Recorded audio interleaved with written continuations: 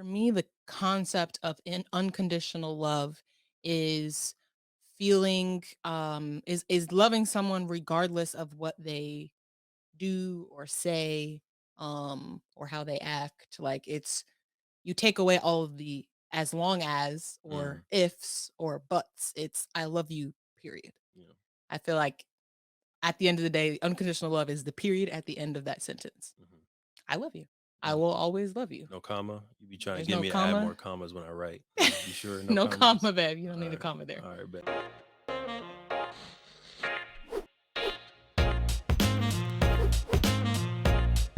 Alright, we're out.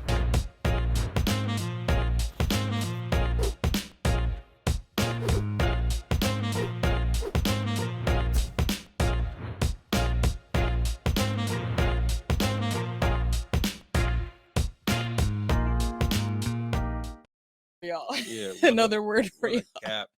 a cap. So first off, don't anybody try to take Cap Love away. Okay. I'm putting that on a hat. That's gonna be on a beanie. Cap Love was heard on the M4 show. All right. Right here. Cap Love. Stay tuned. It's coming. Um, but a phrase Mhm, that has for sure already been said and is already out there is your net work is your net worth. mhm. Right. Can you talk to me about your perspective of that? One, do you think that's true? Mm. And two, what kind of implications do you think that just phrase has? Your network is your net worth.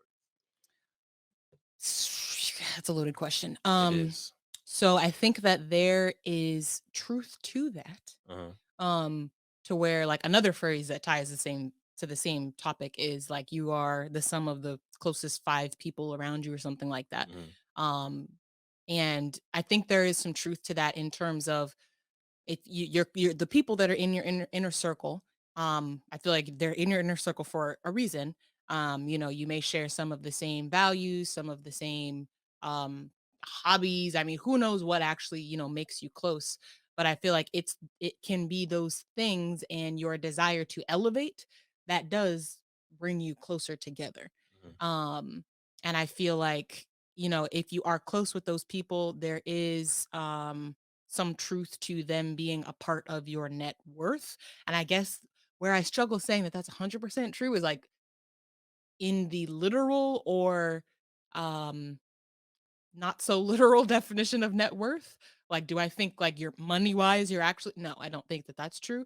But if you think about wealth, Mhm. from in the aspect of more than just money, in terms of wealth of knowledge, wealth of happiness and opportunity, wealth of like freedom to do what you want with your life, wealth in terms of just like having an abundant mindset, Mhm. then I think that that is true.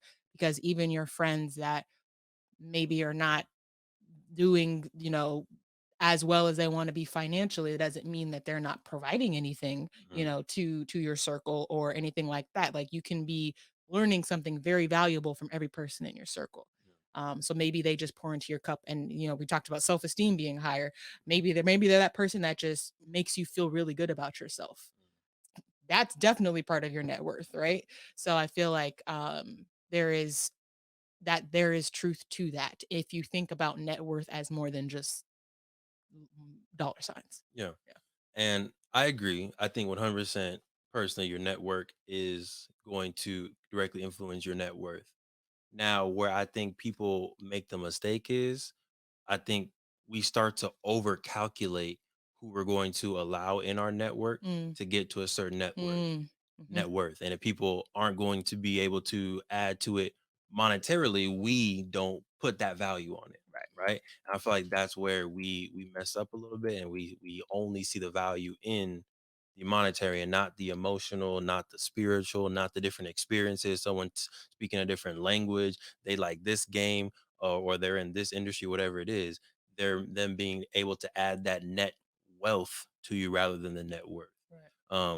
And I feel like that's the rabbit hole that we're going to kind of discuss today is how do you stay in positive relationships? How do you stay giving to folks where there's no, I think, immediate return Mm, or obvious return, mhm, mhm, right? And that kind of leads us a little bit to the conversation around unconditional love. And Right. we got into a good conversation on the way here about what is unconditional love. And again, I don't want to say too much. So, Queen, from your perspective, what is the definition, or what is the concept of unconditional love? So for me, the concept of unconditional love is is loving someone regardless of what they do or say, or how they act. Like it's you take away all of the as long as or Mm, ifs or buts. It's I love you, period. yeah. I feel like at the end of the day, unconditional love is the period at the end of that sentence. Hmm. I love you. I No, will always love you. no comma. You be trying to There's get no me to add more comma. commas when I write. You sure? No No commas. comma, babe. You don't All need a right. comma there. All right. Bet. But yeah, there it's taking off any conditions to the reason or the love that you give to somebody. Mm. Um, I don't know if I need to expand more, but I No, feel I like think you're that's good, and I think in most, I'll say in my family, right, how I was growing up, and if y'all rock with this, let me know. But I feel like within school, within sports, within families, we are put in a. I'm gonna mess this word up. Sinclair, correct me on the word.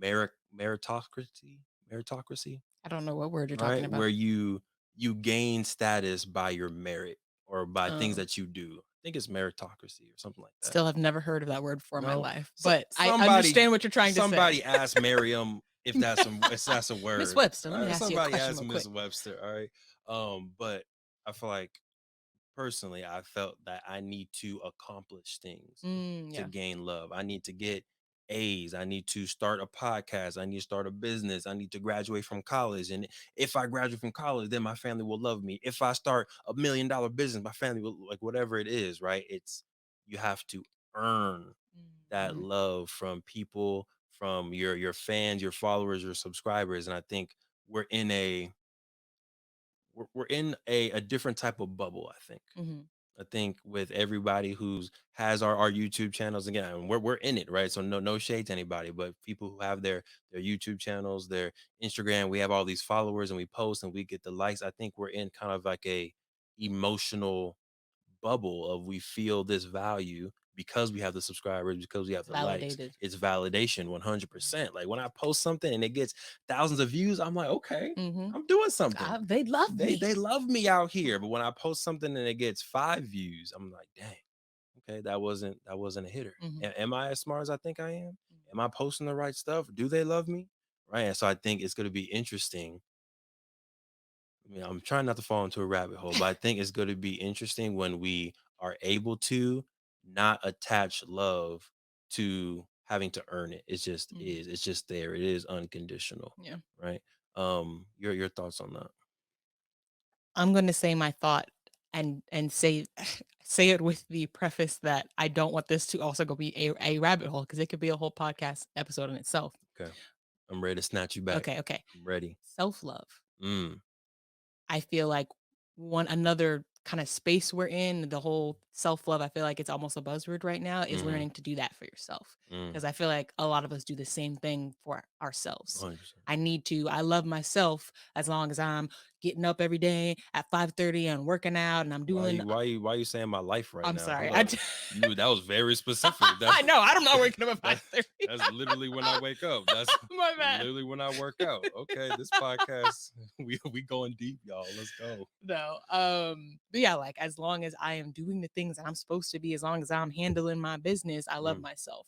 mm, Whereas, like, maybe during a time where you do something you're not supposed to, or you eat the donut and now you feel guilty, do you still love mm, yourself just as much, or mm, are you now questioning that? So right, yeah, that could be a whole other podcast, but I like that. that is what I was thinking of, is Mhm, that unconditional love does need to apply to all of your relationships, mm. including the one with yourself.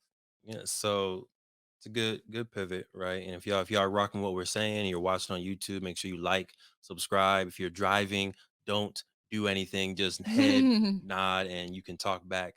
But the question is, how do you show yourself unconditional love? Like what I don't know if there's things that you can do that just proves that I don't know, I love myself no matter what. For me, I know it's the affirmations that I give myself. Mhm. Um, the meditation sessions have been great, and I feel better when I do take the time to meditate and literally talk to myself and envision myself. Um, but I feel like sometimes the image of self-love comes off as either arrogant Mhm. or crazy. Hmm. In those extreme contexts, Mhm, it can come off of that as that. But if I were to answer your question on how do you show yourself self-love, no, mhm, unconditional love. How do you show yourself unconditional love? yes. Um, it would be getting back up. Mhm, Like when you fall, you love yourself by getting back up and still going after that goal, whatever you were trying to do, just because you maybe slipped up or today you're not doing exactly what you're supposed to do doesn't mean you deserve your goal any less. mhm, So I feel like by you continuing, right, and with that same fervor, is that the word? sure. That same like that We're same making up all types of drive. words today. Continuing with that same drive, I think is one of the ways that you can show yourself that you love yourself Mhm, because regardless of everything you've gone through in your past, you still know that that's yours. Yeah, whatever future you have, whatever goal you have, it's still mhm, yours to claim as long as you keep going. That's mhm, I feel like you make the only prerequisite is to keep going. mhm, And the fact that I am who I am. It's not because I did this or I did that or whatever. It's just that I know that I have this goal and I'm still working towards it. yeah. So I wanna root us back for a second, right? Okay. Because we are the M4 show, Melanated Married Millionaires in the making, Melanated Hey. Married Millionaires in the making, Melanated Married Millionaires in the making. And I think we can attach love, importance, and value to money, Mhm. right? I think it's very easy to do that, and I don't want the podcast to come off or us to come off as you need to make $1 million to be important or to love yourself or to have value. That is not true, right? That Mhm. is not why we want to be millionaires. But we were watching The Last Holiday Mhm. this morning because we were in a hotel room and we had people next to us that were partying at 4 a.m. and we couldn't go back to sleep. So and then we were just like, you know what? Let's go on. Let's I love turn how on you're the TV. saying we. Huh? Oh yeah, no, it was I was asleep, to be I honest with was you. like, this I man was was I was snoring. I was knocked out. I was asleep, and then all I hear is, ugh, they just won't be quiet over there. I was like, what? What are you talking about? That you hear all that noise? No, Because I my head was don't. my anyways, long story short, it was adjoining rooms. People got in at 4 o'clock in the morning, literally, and the way the room was set up, the head of the bed Oh was my like 2 feet gosh. away from the adjoining door. So yes, they're just talking, and I'm just like, "Oh, really, Sally? That's what she said?" Because I'm like, "I can hear you. It's like you're standing right next to me." Anyways, Oh, she calls. Excuse me, I hate to do this, but I do, can you but it was like please? I'm just like, this was because that was the second night in a row. I woke up at four no. o'clock the night before because whoever was leaving slammed their luggage against the Mhm, door, and I was like jolted. I like woke up, so I'm like, mhm. We ain't doing this again." Oh, baby. Ugh, Oh, I'm so baby. tired. Long story short, we watched Last Holiday, and if you don't remember, this was with Queen Latifah, LL Cool J, Queen Latifah. I'm not gonna spoil it for you, but she's like a working class person Mhm. who goes through a life event and now she takes all her money out and All she of it. all her money out of retirement, sells all her bonds, cat liquidates her IRA, and she then travels to like a resort and people think that she's important because she has all this money. She's in the presidential suite. Mhm. She's spending $3,000 $4,000 a night to stay in a hotel. She's eating all this lavish food. The chef knows her. So like she looks perceived right outside looking in. She looks like, oh, she's a queen. All right. She's an heiress, I think entrepreneur, yeah, I think they thought she senator, owned some other company or right? whatever. And then once like the villain, right, or the antagonist in the movie found out that she was just a worker at basically like a Walmart, like she was just a regular salesperson, he tried to out her like Mm-hmm. she wasn't important just because she wasn't actually wealthy, Mm-hmm. right? Just because I'm not actually wealthy, I can't be important. So I want to center this a little bit in how do you know you are important, Mm-hmm. right? Thank you for tuning in to the True Health Forever podcast. We hope you learned something valuable that you can take and implement into your life. Now, we've all heard that sharing is caring, and this podcast is no exception. If you enjoyed this episode, please share it with a friend, a family member, a coworker, a stranger walking down the street, anybody who you think can level up from this message. As always, we appreciate your support, and we'll talk to you next week. Be well.